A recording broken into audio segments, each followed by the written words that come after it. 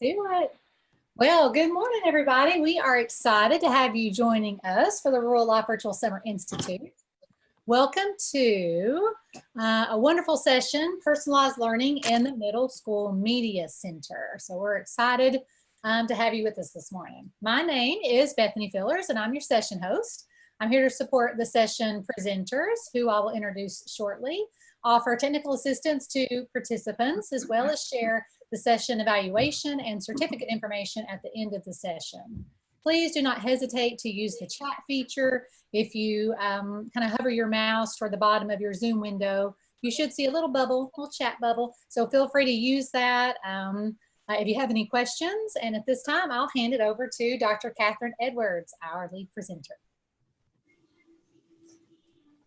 Hey, good morning, everyone. And I do have a partner in crime who's having some technology issues. I am a Niswonger coach and a retired school media person and administrator. So I'm passionate about media centers, and often when I got in administration, thought best job in the whole world. But we welcome you guys, and please use the chat. There'll be several people monitoring it, and we will, if you've got comments, questions, and of course it's going to be saved. And at the end, we've got two wonderful school media people who will definitely be able to take questions. So at this time, I'm going to share my screen.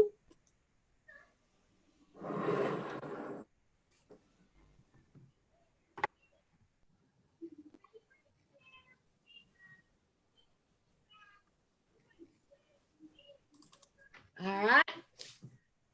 Are y'all seeing it yet? Looks good. Yes. Okay.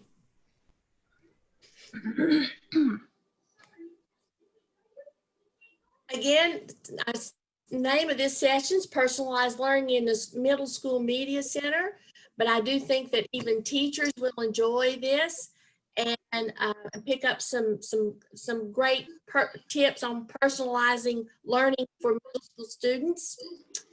And there is Mary Nell. She'll be joining us as soon as she can, and then of course myself.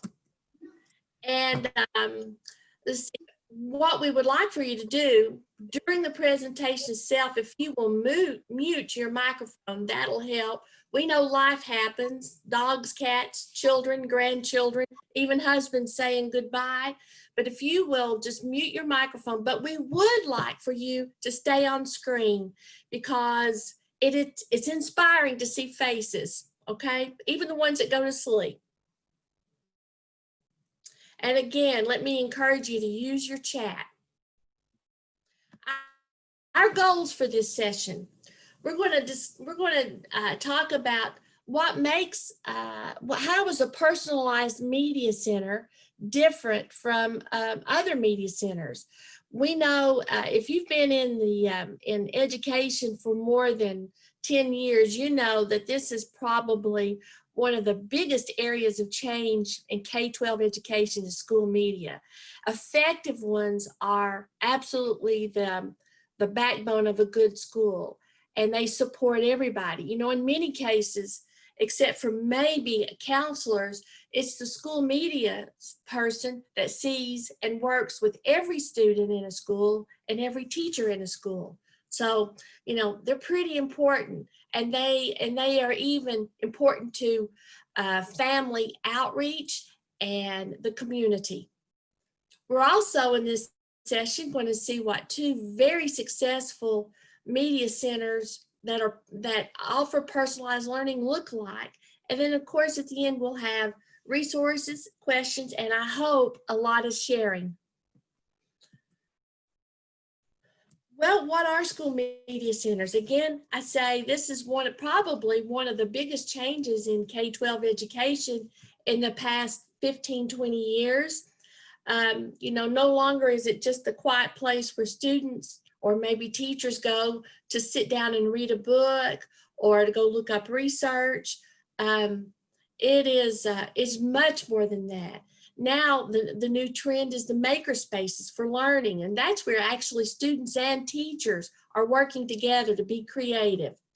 they're collaborating, they're sharing. Not only the teachers can meet in there and collaborate and share, but in a truly personalized library setting, media center setting, students are coming in there and working on projects together. I found a program in Gwinnett County, Georgia, and I think a lot of effective school media programs actually do this, but they have taken it to the next step and published what they do. And I'm not going to go into to this, but when you go back to materials behind every one of these, like co-planning and learning, mastery-based assessment, choice for demonstrating learning, all of those have embedded YouTube videos with examples, and they're absolutely wonderful. They're not very long, but if you want to know more about that, that is a good place to start. And I'd like to give Gwinnett County kudos for supporting their media centers in this kind of way, where they've actually committed it to paper and they have an organized program, and obviously they expect their media centers to present like this. And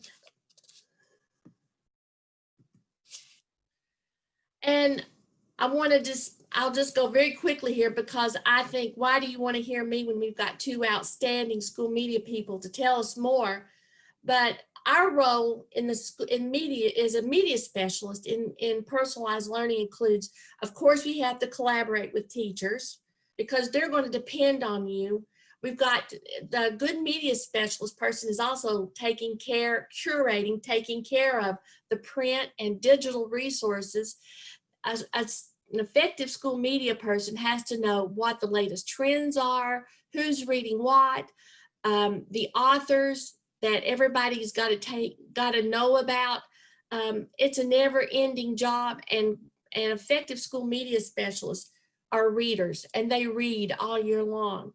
And of course, we've got to allow, after what we've been through the last few months, that digital sources are very important. And I know the two people that we're going to talk to, they worked with their students and teachers all through this pandemic. And that's what an effective school media person does. And I love this quote. The goal of a school library program should be to foster instructional experiences that encourage learner voice activities on leadership end of the spectrum. So you're saying, how can a library make a leader? Well, it's a safe place it should be for students to go and look up things, and they're in control of their learning in there. And it's also a place where they're going to become recreational readers and lifelong learners. I think it's very important that it's a place where students can find their own voice. I love this quote. The just-in-time instruction, again, I encourage you later on to go back into that chart and look at the videos. But a school media center has to be open early and open late. And I always, as an administrator, encourage my school media people. I know that they really wanted to have lunch with their colleagues, but I wanted the school media programs to be open during those busy times like lunch and homerooms and things like that, because that's when there's a lot of movement in the building and students and teachers are moving around. So, a personalized media center program is available and there to meet the needs of the learners, the teachers and students right then. And again, I got to refer back to what we've been through the last 3 or 4 months. We now know that we have to really work on our e-collections. And, I feel bad. The vendors now charge as much for electronic versions of things as they do the hard copies, visual. But then we do know that we've got to do this. And I think that Johnny Sue or Vicki will touch on some of the things they did during the pandemic to support. We've got to create a welcoming and a good place. The kids are used to going to Books A Million and Barnes and Noble. And, it's got to be, the media center now has to be just as inviting as some of these stores. They can't be just the old furniture of a school. And, personalized learning in a media center is not just flexible seating. There's a whole lot more to go on. Again, you're going to hear discussion about collaborative grouping, and it should be a welcoming place where people could come in, charge devices, swap out devices. I know at Science Hill, we checked out calculators daily because let's face it, a lot of kids can't afford the calculators. So it's got to be a place where students know that they're going to be supported and their learning is. So now I'm going to turn it over to our guest presenters. I think Vicki is going first. Vicki, Mary Nell was going to introduce you all, but would you mind telling our viewers, our Zoomers, a little bit about yourself before you get started? I'm going to. I think Mary Nell's on. Oh, okay, Mary Nell. Welcome. Take it away, Mary Nell. And I'll stop my share. I'm so sorry. I'm so sorry. I've had internet problems. Can you hear me okay? Yes, we can. Yeah, you're good. Okay. I'll introduce our guest speakers.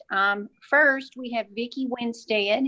She is the library media specialist at Vance Middle School in Bristol, and she does a wonderful job there. And she also is the president of TASL, which is the Tennessee Association of School Librarians.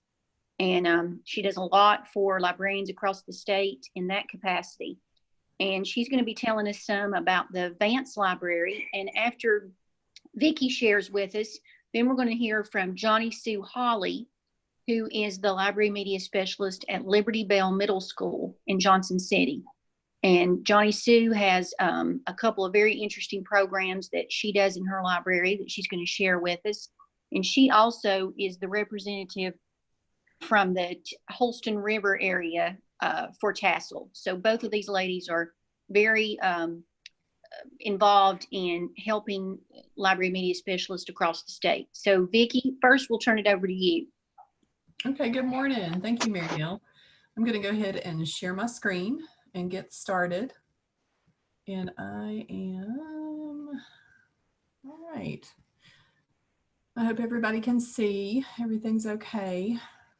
So I am going to talk a little bit about personalized learning in the library, and I really want to start by saying I am not an expert on personalized learning. I am very much someone who is really still learning what it all should look like and how to make things better as I go through each year with my students.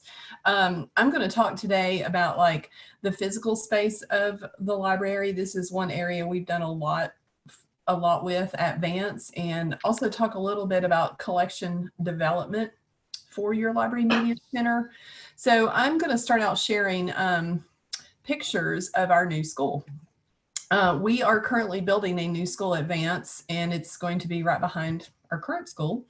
And I wanted to show you, and I think the whole point of me talking about flexible furniture this morning has to do with the design of our new school. It is being centered around the belief that personalized learning is something that is here to stay, and it's going to continue to grow and continue to be important to our students. So we are building this school with flexibility in mind, and also with the need for collaborative spaces for large groups for a whole grade level in mind. And so in my new futuristic library, this is the artist rendering, everything you see is movable. Everything you see is on casters of some sort or can be moved. I do want to point out those little things over on the left side of that picture, those are bookcases, but they're going to be bigger than that. I kind of freaked out the first time I saw that. I was with the architect. I was like, there are no bookcases. Oh, those are, he said, we just didn't make them as tall as they will be. So had a little panic moment, but that's okay. And on the next slide, this is looking back as you're coming from the entrance into the school, looking back into the future library. We just found out yesterday that we're changing our name. We'll no longer be Vance Middle School. We're going to be Tennessee Middle School, so that we line up with our high school, with Tennessee High School. So that's kind of an exciting thing. This is just kind of part of my morning crew that is joining me in the library every morning at 7 a.m. bright and early. But they really, really love all the different flexible seating that we have. And you can kind of see here, we have, you know, the high top tables, which are like, I think maybe one of my favorite things ever, and the stools. And I'll talk more about that in just a minute. I really feel like giving students a learning environment that works for them today is super important. Number one, I think giving students choice in the type of seating and the type of space that works best for them can really help. I know we all probably feel that way when we're working in a different environment. If it's comfortable, you know, we're definitely more productive. I think it's important to give students the opportunity to move, physical, you know, just that physical movement, that being able to stand up, sit down, wiggle, anything like that is, you know, is going to help. I also think it's good for like mental and physical health for our students. Opportunities to increase engagement. I notice a lot of times just standing back looking. We've had flexible seating now for 2 years, and it's interesting to watch those students, instead of just sitting in traditional rows in a desk and a chair, being able to get up and move. They're just far more engaged, and the collaboration just is so much stronger. Also, I think it can help with communication in a lot of ways, when students feel like they can rearrange furniture to meet their needs, to share what they're working on with their student. And then last of all, and this is, I think, maybe the most important thing for middle schoolers, it's just kind of fun. So they really enjoy having those options.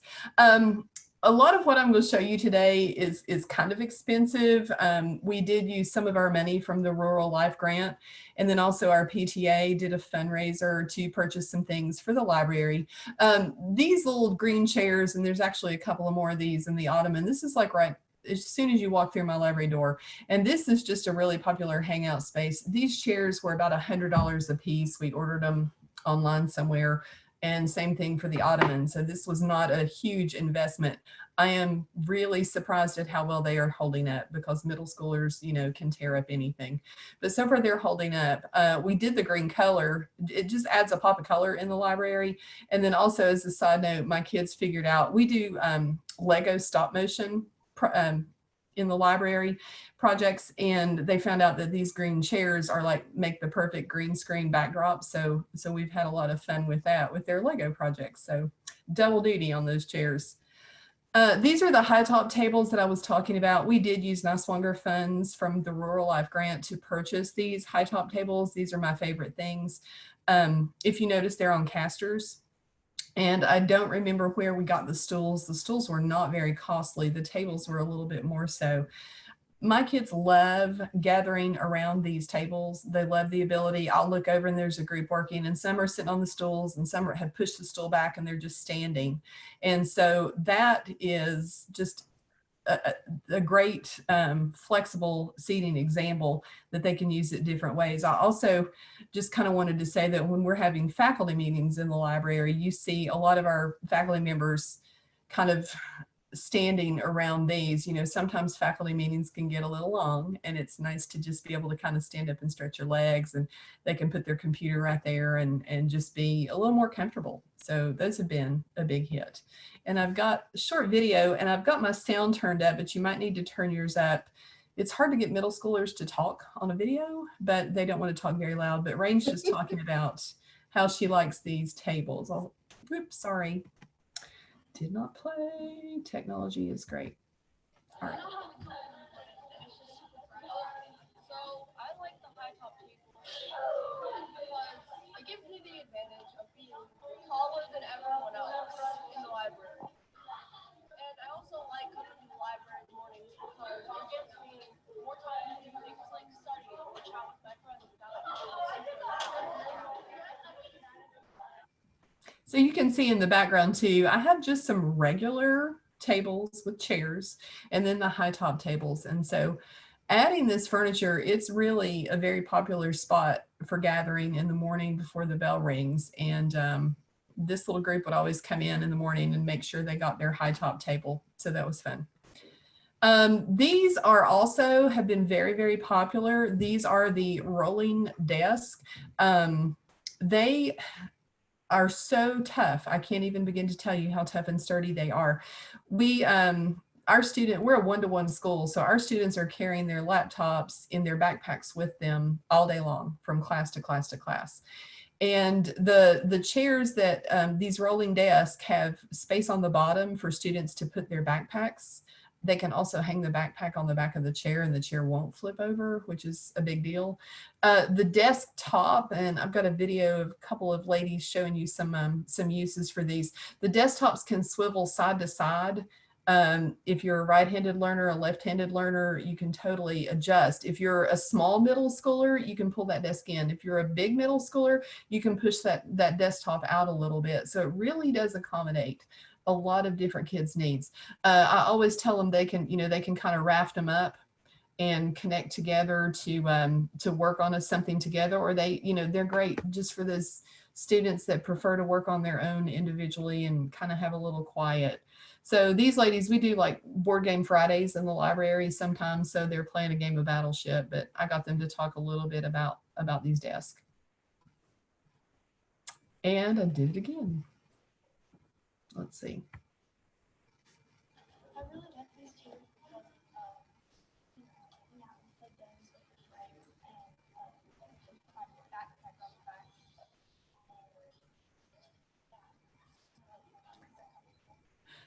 I really like these chairs because there's a lot of room for the backpack and it's just a lot easier whenever you try to move around. And if you need to move around the classroom to the others or something, it's a lot easier than having it's really fun. So the chairs roll and the seat swivels and the top swivels, and it's lots of good flexibility on that one. Moving on, these chairs we purchased from KI Furniture, and they're called ruckus chairs. These are like just the coolest chairs ever. They have plenty of space on the bottom for backpack storage. Students can sit in them kind of traditionally, sitting facing forward. But the cool thing about these, and this is how the kids use them most of the time, they will turn this chair around and sit in it backwards.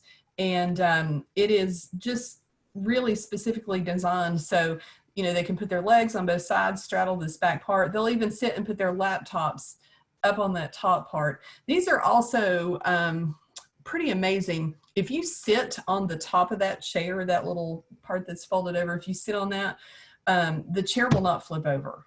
These things are pretty amazing.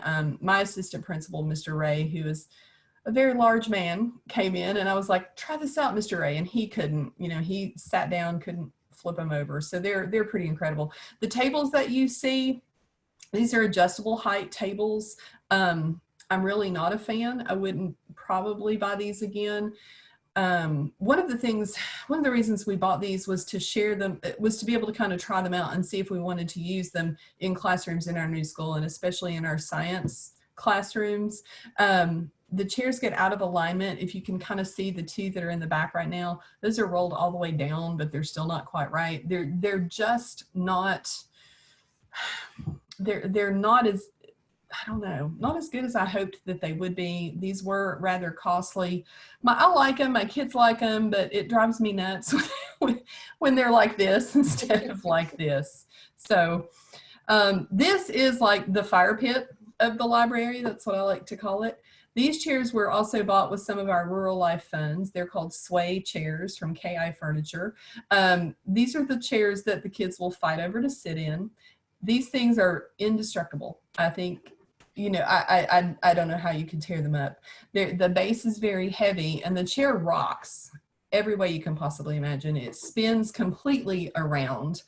They are super comfortable. You can tilt back and read, but the kids will come in and just flock to these chairs all the time. They love to come over, like Board Game Friday. I'll look over and there's a group with a board game going on the little ottoman in the middle. Kids will come in and this is where they want to sit and read, do work, individual work. They really love these. If I had a lot of money, I would buy a bunch of these because my students have absolutely loved them. And so you can kind of see in this picture too, I've got a lot of, there are the green chairs, the high tops, the ruckus chairs, all these different areas. But like the great thing about flexible furniture is that you can move it and rearrange it to suit your needs. While we have been building our new school this past year, we lost, we're still living in the old school, building the new school, but we lost some classroom space. So we have had, this past year was just a circus in the library. There were classes I was teaching, there were classes coming in to check out books. And then there were other classrooms. There were a lot of RTI groups meeting throughout the day in the library, and having this flexible seating and being able to kind of, set up a little space for a couple of students or have a large classroom going on, all kinds of things. This was just super, super valuable for us this past year. I did want to show you this just because this was funny. The kids kind of got this idea to do this. These are some 8th graders talking about how much they love the furniture. I love the new furniture in the library because it's very comfortable and sophisticated. It helps me calm down so I can focus on my book. Plus, it looks like it just came out of a college library.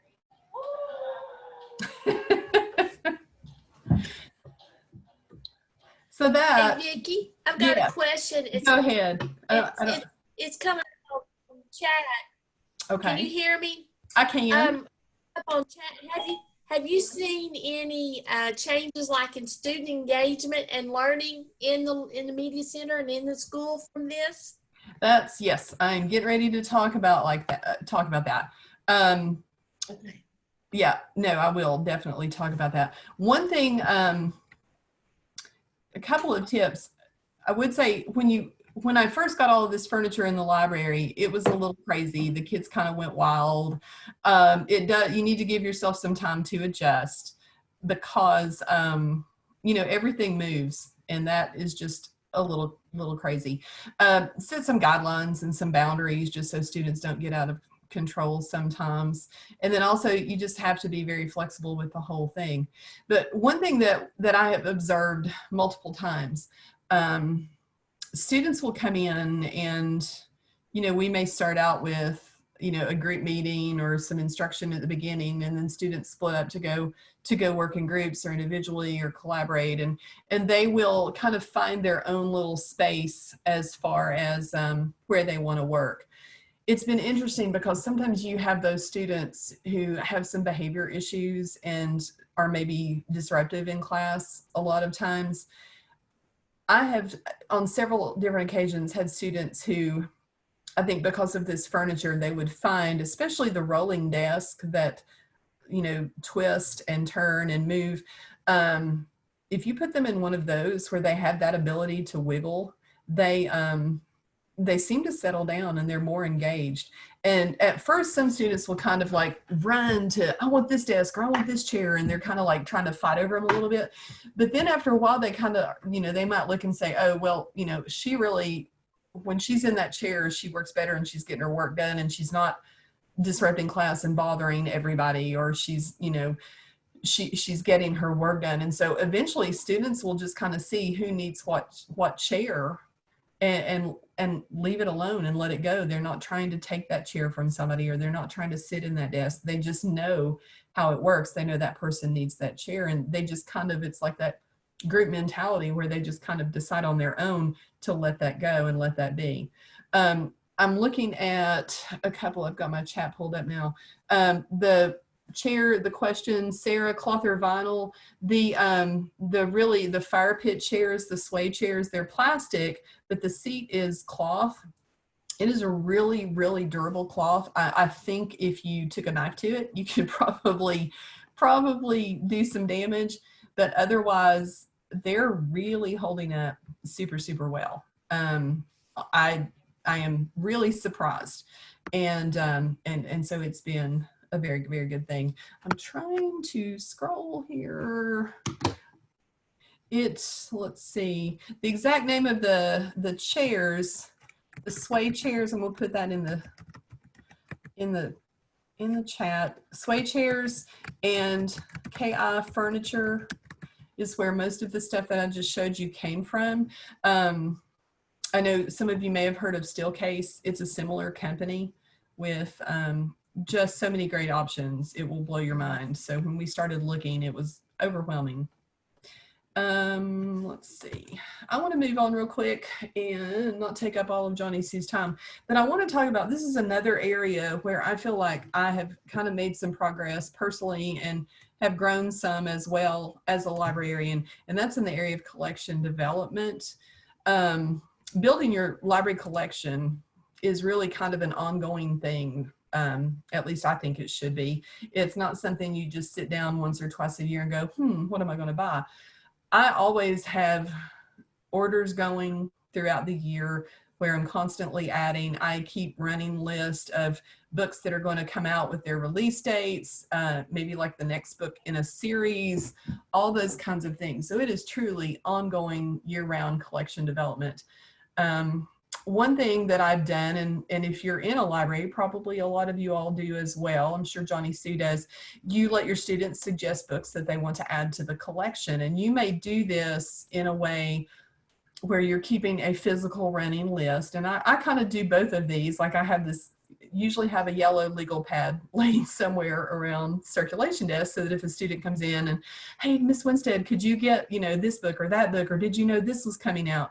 And so I can just jot those things down very quickly. I also do a Google form that I link off of my library website, so students know that anytime they can just go to the library website and send me a suggestion through that Google form, and I'll get that. And I like that too, because then I can, I'll have them give me their email address, and when the book does come in and it's ready, I can email them back and let them know that it's available. And I think giving students voice in the collection is very, very important. But a couple of years ago, I read some things from Jennifer Lagarde. And if you're a librarian and you don't know Jennifer Lagarde, you should look her up. She's also known as Library Girl. And I've read a lot of her work, and I've also had the opportunity several times to meet her, to hear her speak, and just to sit down and have some conversations with her.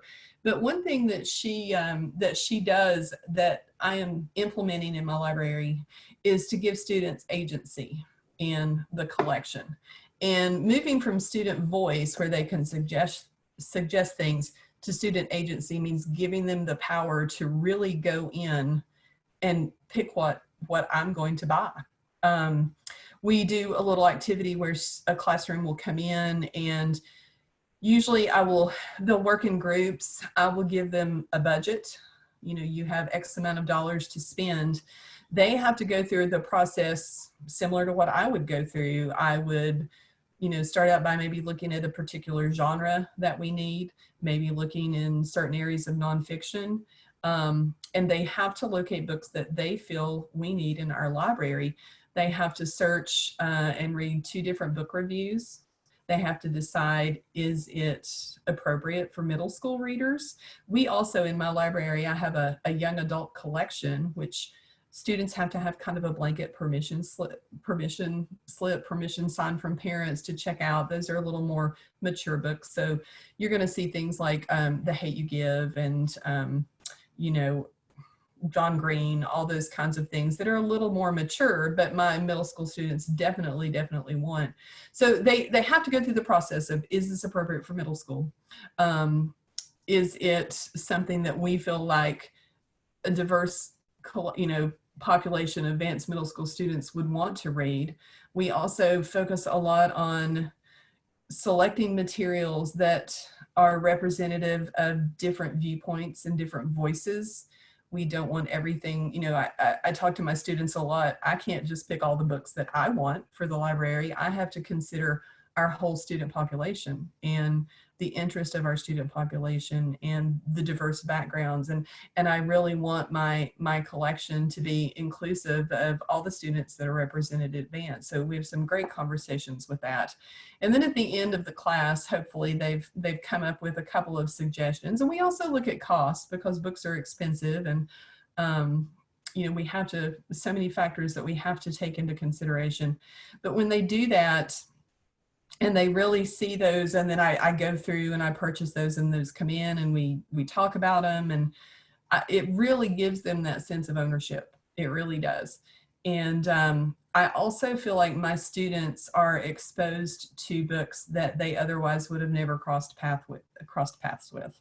They would see things that they would have never picked up to read otherwise. So look up Jennifer Lagarde if you don't know her. The link to this, the article this quote is from, is in my bibliography at the end of my slides. So if you want to check that out, you can. And then I'm trying to hurry. Johnny Sue, I promise. So Catherine said we might want to end with some book recommendations. And the book I'm going to recommend, maybe some of you have read it, maybe some of you haven't, but our students are going to come back to school in the fall with a lot of words and a lot of thoughts and a lot of anxiety and questions. And I think if I could tell you, if you're only going to read one book this year, this is the book that or this summer while you're out, I would highly recommend that you read Stamped, Jason Reynolds and Ibram Kendi. I was at ALA Midwinter in Philadelphia in January, and I got an advance copy of this book, came back, read it immediately, and it is just a game changer. I'm looking right now at going back and doing some type of book club, book study with some of my students on this. I've included a link in my bibliography. A group of educators has created an educator guide that goes along with this book, and it's absolutely phenomenal. I can't say enough about Stamped. I had the advanced copy and I read it, and then the book was actually released on March the 10th, right as COVID and we were all shutting things down.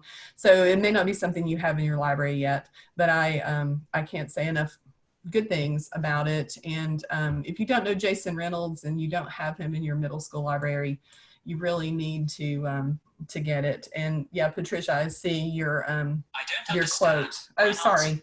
I see your quote. The history of racism that's presented in this book is fantastic. It is just, how we ended up with the biases that we have today. I know from my perspective, where I'm president right now of TASL, we are, we've put out a statement on equity, diversity, inclusion, and this is something we are very much working at across the board in our organization. And then also in my school library, my student body, my student population is probably 90% white, and I am constantly being very conscious of providing multiple viewpoints. And for my students in the books that I am putting on the shelf and the books that I am promoting and encouraging them to read. But Stamped is absolutely, I think, really any teacher, I'll be bold and say, I think we should all read this book. Anybody, no matter your walk of life, your race, your gender, I think everybody needs to hear what's said in this book. And then Ibram Kendi has his adult book is also called Stamped. Listen to some great podcasts that he's done this summer and just have learned so much. So highly recommend. And Johnny Sue, I'm gonna be quiet. I talk too much. I apologize, people. I'm so sorry. I could go on about this book for a while, so I'm going to back out. So thank you all. I'll try to look at some of the questions in the chat. Okay. I'll go ahead and share my screen, but I'll let you know, Vicki and I both practiced and talked to each other, and we're both kind of long. But if you give me 15 minutes, you can just assume I'm not going to be able to do it in 15 minutes. All right. My first slide here, because I have a lot to share. Can you all hear me? You can, okay, good. I just want to put my contact information in here because I'm going to go through these slides quickly. That's my email. My Twitter's at jsueholly. You can find me on Facebook just under my name if you want to contact me that way. I'm at Liberty Bell Middle School. Vicki's school and my school are very similar. We're both just 7th and 8th grade. And that's the way that's been organized. Ours is probably moving to 6, 7, 8, so we'll have 2 middle schools in our district. But I am the TASL representative for all of Upper East Tennessee. So if you have not joined TASL, and first of all, shame on you. But secondly, what I've really taken from TASL is all this collaboration. It just makes it easier, and you're not on an island all by yourself. And we've had some really good training lately. I want to tell you a little bit about myself. I have been an elementary librarian. I did that for 5 years. Then I've been a middle school librarian for 9 years, so almost a decade. And I have not been a high school librarian, but my career started, I was a high school English teacher. So I worked with the librarian very closely. And matter of fact, Catherine was my first librarian. So I was an English teacher and she was my librarian. But I got my master's in library, and I thought if I never go to the library, it'll help me be an English teacher. But once I got in the library, I totally fell in love with that. So there are two ways that I use personalized learning in the library that I wanted to share with you. And one of them is Makerspace. Makerspace, we call ours the Makerspace hotspot. That's higher order thinking. And I did that a little bit to try to get people away from thinking that we're playing in there, but people still say, of course they love your class because you get to play in there and you play with Legos and stuff. And that used to bother me, but I just ignore it because they just don't know what they're talking about. So I'm going to go through how detailed all that is and share some of the Makerspace activities that I started with so that you can maybe do that on your own. Selfishly, I kind of started doing, I thought if I can get them all in Makerspace and they're all doing activities and they're working on their own, because I run a full schedule of classes. We have enough students that I have to run a whole entire related arts, which is 8 classes out of the 10 little class slots. I know some librarians don't teach a full schedule. They'll like do 2 classes a day and then they have library administrative time. I'm not fortunate enough to have that, but I like having all the kids in the library all the time. It's a happening place. But selfishly, I thought if they're working and I don't have to stand over them or I don't have to lead the entire class all at once, I can maybe slip away and maybe put a few books on a book order or get something done library wise. But it has worked out. Well, in that sense, I don't get a whole lot of that done because I'm interested in what they're doing. But they just always knock my socks off with what they come up with. So here's some of the things we have that I want to kind of share with you. There are links in this presentation and videos and stuff. You can pick up this presentation off the materials, but I'm not going to hit every link and everything because there's not going to be enough time for all that. But our job is not to prepare students for something. Our job is to help students to prepare themselves for anything. And that's AJ Giuliani. He is big in my other thing I'll talk about too, but in Makerspace. But I find this very valuable. I'm trying to teach my students that my classes is not like all the other classes. It's not the teacher says do this and then you do it. And the teacher says, okay, now do this. And then you do the second thing. And the teacher says, okay, now do this. I just start them and they move at their own pace. And it's project management, it's all kinds of things. And I'll have those kids that come up to me and say, okay, I've done this, what do I do next? And I have to train myself and say, well, what do you think you should do next? Instead of just telling them everything. And some people struggle with that, but it's a mature thing they need to do in their learning, and it gets them ready for high school, I think. This is my first Makerspace, just this little small area. And I've had one for 7 years because it was part of my dissertation was about the evolution of the library. And so Makerspace was a big part of that. So I just started a long time. I just jumped in and started it, but it's a place where people with shared interests, especially in computing or technology, or art, a lot of it's art, can gather together and share knowledge and projects and equipment and things. But I bought these little things from Demco. Those little cases are, it's called Crestwood, CRESTWOOD. And you can stack them, you can put wheels on the bottom, and that way I could move them if I need to move that out of the area for some reason. These shelves here are just, I think almost everybody has one of these, but they've got crayons, glue sticks, all kinds of things in them, colored pencils, all kinds of stuff. Here's rulers. I just have any kind of material out here they could use. And then on down past this, there's some strategic board games and puzzles. I put a lot of puzzles out because they just don't do that anymore. Okay, is this a passing trend? Is it going to go away? I just really don't think so. Even in Johnson City, we have this place called Skillville that you can go to. It smells like my grandfather's basement, and there's all these tools and things you can take. They even have Makerspace in their title. They teach classes, but you can just rent workspace and just build furniture if you want to do that. Here's another thing. I saw this up north. It's a DIY bar where you can go to the bar and do all these different activities, and they rate the activity based on wine glasses, how many wine glasses. I think that's the price and not how much you need to drink to do it. But I'm not big on that, but I just think it's not a passing thing. Hands-on is great. Now, I'm not going to read everything on all my slides, but this one I just really felt was a great quote. Like Catherine said, she has her favorite one. So the goal is to create a learning hub. This is your goal for the library. So the learning hub in the school where students and teachers could collaborate, communicate, and share.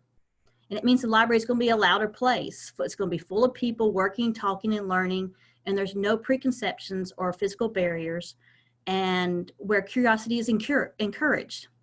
So this last sentence is really important to me. It's not seen as a place where you house resources, but rather a place where you create meaning from those resources.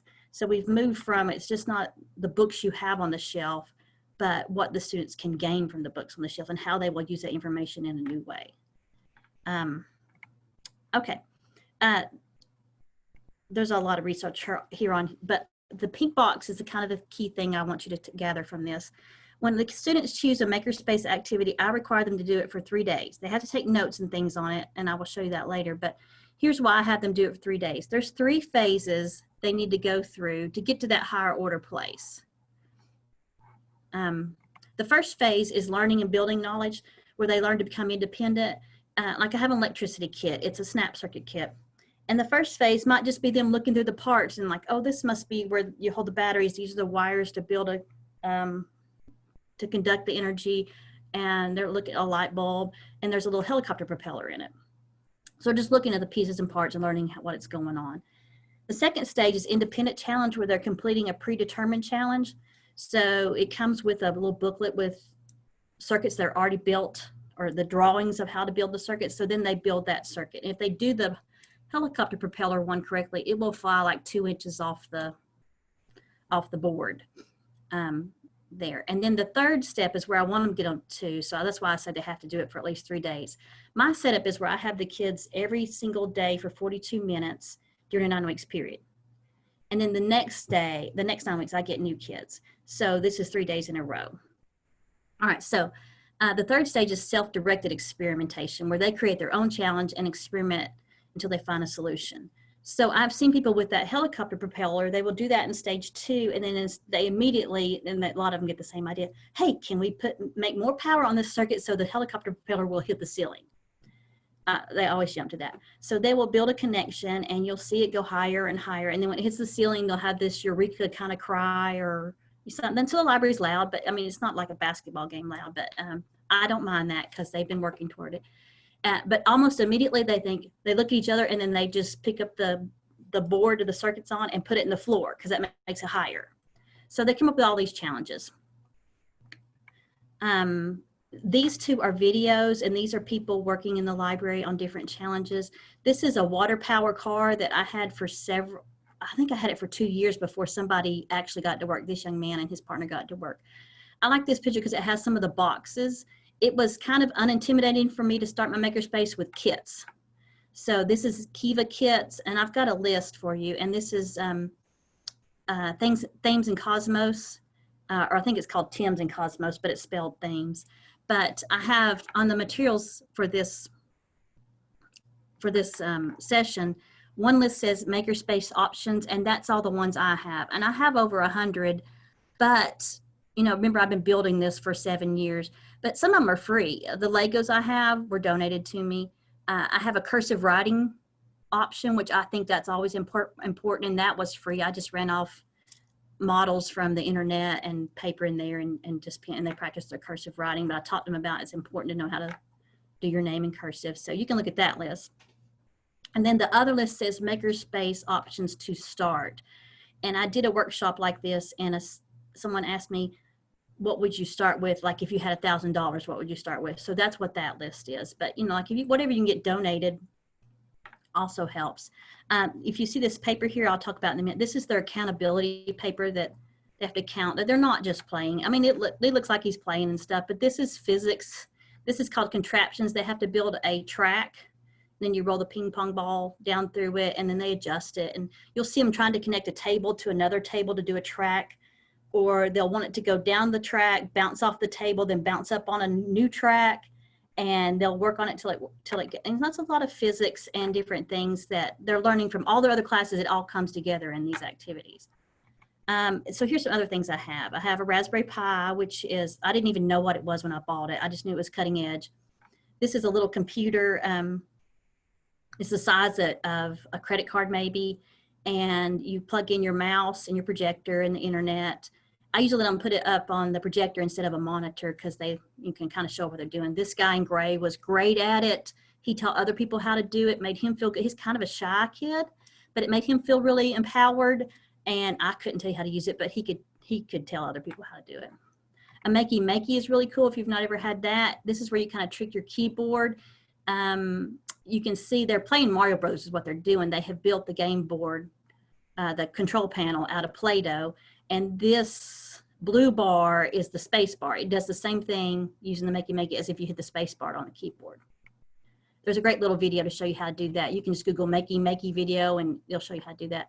VR, those goggles are pretty cheap. The Google version, you can get for free, but this guy is swimming with sharks right there in that video. I don't have great flexible seating like Vicki does, but you can see in the background I have a little bit of things that might pop up in another video, another picture. 3D printing, I have a DaVinci Junior 3D printer. That's the one I like and I started with. Honestly, it sat in my office for about 3 months because I was a little scared of it, but I make the kids jump in and just try stuff, so I did too. But honestly, whatever printer you have, if you have any trouble, you can just Google it and it will explain how to fix anything. Google is great for that. But this is Caleb. He's a big Cubs fan. What I had to learn quickly is if you do 3D printing, we always use tinkercad.com because it is user-friendly, it's kind of easy, and then you just send it to the printer like you would if you send a document to a regular printer. But they'll want to pull a ball shape off of the 3D print, off the Tinkercad menu, and put it up there. And they said, okay, well, you print that. And they didn't do anything. I said, no, you have to do something. So this is a phone case or a phone stand for him. He wanted to lay it sideways on his bedside table so he could watch videos on his phone without having to hold it. But then he thought, wait a minute, let me go one step further. And he put a place for the cord so he can set it up the other way and still plug it in and charge it at night. So they came up with some really good ideas. They'll try to build a phone case, which involves a lot of math and things, but it works out great. Plank building might seem simple, but there's a lot of architectural in that. This is a Little Bits. This is a sound engineering kit from the Little Bits company. And here's that electricity kit I was talking about. And here's the predetermined layout for a circuit I was talking about. That's stage 2. 3D pens are pretty fun. You can draw this way and then put them together in 3D, or you can draw off the page up into the air and it will work that way. They get excited about those. These are some cafe tables I have, similar to what Vicki had, but spiral art, that's the old spirograph that many of them have never used, but I tell them once they learn how to do a shape, they have to make it into something. And then this is string art, which we have on foam, but the string art, the kid said, hey, can we take the string art and start making the bracelets, the macrame bracelets? So I made that a new activity. Domino is pretty simple. They'll start out doing something like this, and then they'll research domino tricks and try to get those to work. These are Bionicles that someone donated to me. So this is stage 2 where he's built the warriors. But stage 3 would be like, after they did this, they built this big, huge centipede looking thing. It was kind of, almost looked real. It was kind of gross, but that was a big bug they built. And then I have strategic board games. And I put this picture there because the kids are so smart. I was going to take this home because, you can't play Monopoly in 42 minutes. It's a 3 or 4 hour game. And so I said, guys, they said, hey, time's up and we got to clean our board. What do we do? And I said, well, I'm going to take that home because I don't think you can finish a game. It's kind of crazy to have that here. And they said, well, hey, can we borrow your phone? They're not allowed to have their phone. Can we borrow your phone and take a picture of the board? So when we come in tomorrow, we'll just set it up and take off from there. And I thought, how smart, problem solving. They figured it out themselves. So they always kind of knock my socks off. So the role of the teacher is to create conditions for invention rather than to provide ready-made knowledge. When I first started teaching, I did all the talking, I gave the information, I kind of gave the answers, I kind of went, that's what we did. But now it's just the opposite. I just try to hang back, and I've kind of taught myself to let them come to the answer and not to, I really want to go and help everybody. That's in my nature, but I want to help them, have them figured out first. This is a great little video of Cooper. he used Connects to build a roller coaster. He worked on it for about 2 weeks because once he got it built, it would go in a loop, but it would stop. It wouldn't do the whole route of the roller coaster.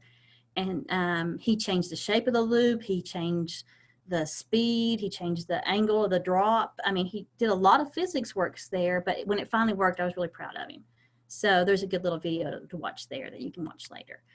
This is the sheet that I give them to fill out. They have to tell me what they pick. Like this person picked electricity for 3 days, and they come up with their own EQ. We have to have an EQ at our school, and it was hard for me to come up with one when everybody's doing different things. So they write their own EQ, but I tell them to start with how or why, because that gets it up in higher order. Here's where they take notes on it, and then they have to answer the EQ, and they show me their answer before I let them go into another one. This was the last week of the 9 weeks, so that's why they didn't do planks for 3 times in a row. And here's another one over here. This was in January, so Martin Luther King Day, and then we had a snow day, and then they did macrame bracelets for 3 days. So that's how I do personalized learning through Makerspace. And the other key way I do, well, I thought this was next, but I had a lot of fears starting Makerspace, and these are all exactly what I had. I didn't make this poster, but they might talk the whole time. Kids might be off task. They might stop working, but I just try it. I'm just like that. I'll just try something. But here's what really happened. They learned project management. They learned to be more creative. They became explorers. They were self-directed, which I thought was a big thing. And they learned to think outside the box. This is a great little video, graphic for you to look at and read. And here's my sources for the Makerspace stuff. Okay, I feel like I'm talking to myself. Is everybody okay? Okay, I'm trying to go quickly, but the other thing I do is Genius Hour. I started Makerspace about seven years ago, but Genius Hour I've done, I think maybe 3 years, but of course I do it 4 times every year.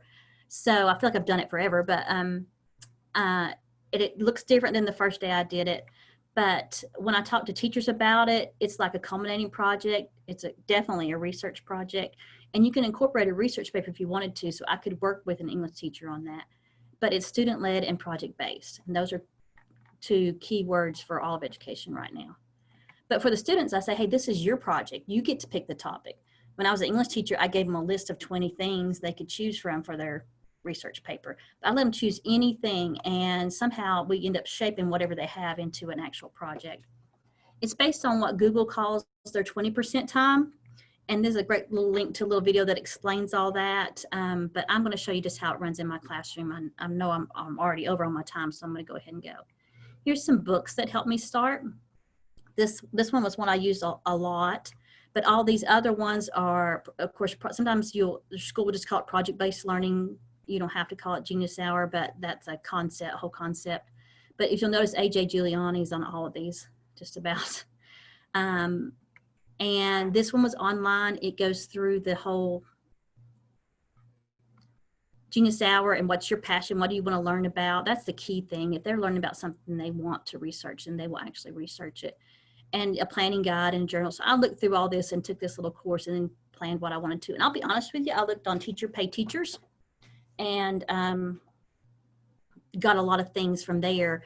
And what I did was I picked what 4 or 5 different teachers did and bought those. And then I looked at took what I liked out of each one of those and made up my own little program. But it definitely works on the inquiry process. I just thought this was a good little graphic about they have to have a general research question, then they find resources and interpret the information and report their findings. And it includes every single one of the new library standards in a project. You can tap into any one of them, and I'm doing that. When the standards first came out, I thought, oh no, I'm gonna have to learn all this stuff, but we're kind of doing it anyway through Genius Hour and through Makerspace. So that was great for me that it all kind of just reaffirmed what I was already doing. All right, here's the 6 steps that I have.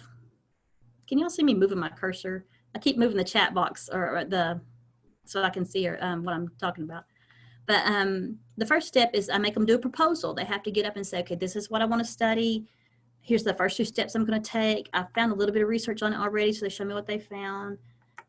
Who's an expert they might have, because somebody did a golf project one time, and I am not an expert on that. Sometimes it'll be their science teacher who's their expert person. So somebody they can go to if they run into a lot of trouble. One of my students did a sound engineering project, and he said, I don't know who would be my expert. And it just so happens my brother is a sound engineer. So I said, well, we could get my brother to come in. And he came in and talked, and they were over there talking about stuff way over my head. But it was interesting. And then they tell me the materials they're going to need. So that's the proposal. I remember having to do that for my dissertation. So if they can do the proposal, then their project will work. Then they work on their study. I used to try to avoid the word research because I just remember in high school English class, if I said, oh, we're doing research, everybody's like, ah. But now I just don't worry about it anymore. But so this is study and research on their project. They share progress throughout the event, and then they work on their project. So once their project's completed, then they present it and then they reflect on it. That's my 6 steps they have to move through. I used to have 8 and it was kind of confusing, so I moved it down to 6. So here they are. This is where I have my makerspace now. This was a side room in the library. It was the VHS room. There was like 3,000 VHS tapes in there when I got there.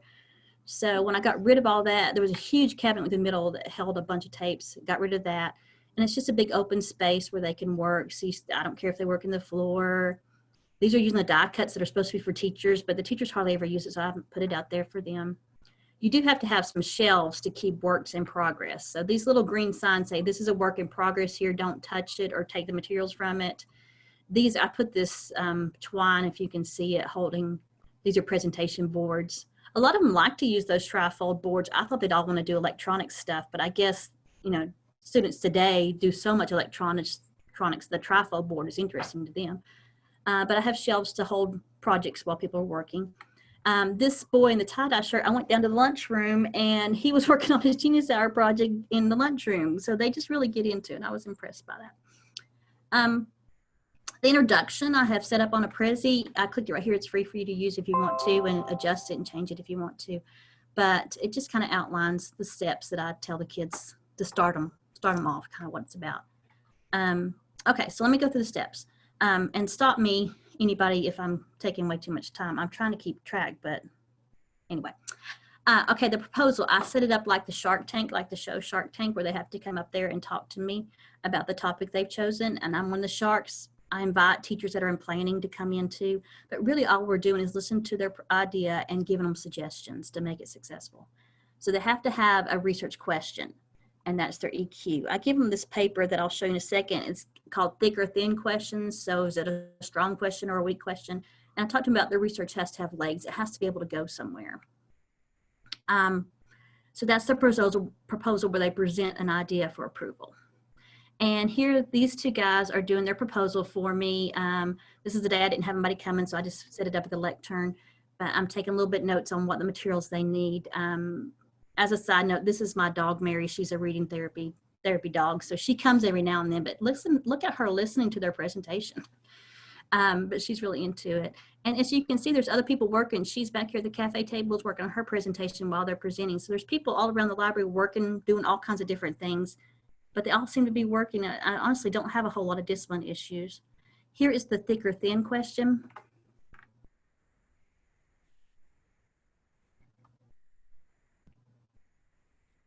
Catherine, are you okay? Am I talking? Are you? We've got about another minute and a half, and then we'll just jump to the evaluation. But Okay. Next year, you 2 are doing a double session. Sorry. Let me just flip through this just to kind of show them. I do Easy Bib. Everybody at our school has a Chromebook, so I show them how to do Easy Bib. They all have to have a works cited.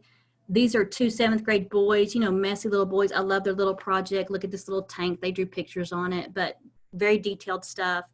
This girl asked me, she's going to take a gap year and hike the Appalachian Trail. So she researched the food she needs, the equipment, where she's going to stop, how many, you know, that was great. So that's their share progress. I just go around and talk to them. You can do it these different ways. Then they design and create their project. These are my flexible. I have ball chairs, which are indestructible, and puzzle pieces. And they just make their project and then they present it. This young lady did a great one on how does sleep deprivation affect students in a scholarly environment, and she decided to put it in a book, and she made all these pictures. It was gorgeous. I didn't really realize she was an artist like this, but she got to share that. This will be an IKEA executive soon. She started out building a couch and then ended up being a couch with a refrigerator and the bed over it, or maybe she'll work for a company that builds dorms. So that was interesting. These kids wanted to study the Battle of Waterloo, and then they made a game board, and it was very detailed. This number 3, that's how I do presentations. I just set up 7 presentations around the room, and the audience moves around. I think you've probably seen that before. Every 5 minutes, the audience moves around.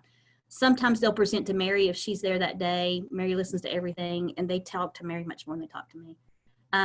Here's a car. This guy did how to design a car, and then he decided to build a model.